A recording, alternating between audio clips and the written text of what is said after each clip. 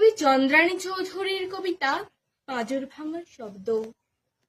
ওই যে আগুনের লেলিহান শিখায় জড়ানো উড়ান একটু আগেই আকাশ থেকে খসে পড়ল, সেখানে শুধু সারি সারি লাশ নেই, ওই ধ্বংসস্তূপের ভেতরে কত আলোর গল্প যে অন্ধকারে ডুবে গেল, কত উজ্জ্বল ভবিষ্যৎ হারিয়ে গেল, কত হাসি, কত আনন্দ, কত স্বপ্ন যে পুড়ে ছাড়খাড় হলো, তার হিসেব নেই।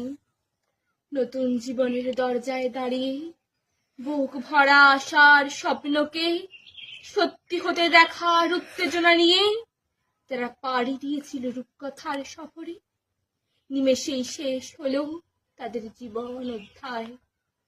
বাতাসে ভেসে আসছে প্রিয়জন হারানোর শোক, পাঁজর ভাঙার শব্দে খান খান হলো চারিদিক।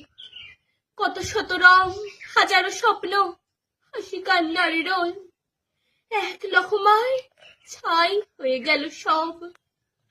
তবুও ক্ষীণ আশা মনে, মৃত্যু মিছিলের ভিড়ে বেঁচে আছে একটি প্রাণ। ফিনিক্স পাখির মতো ধ্বংসস্তূপ থেকে বেঁচে ফিরলেন তিনি। পৃথিবীতে ঘটে যাওয়া এও এক অবিশ্বাস্য অলৌকিক ঘটনা।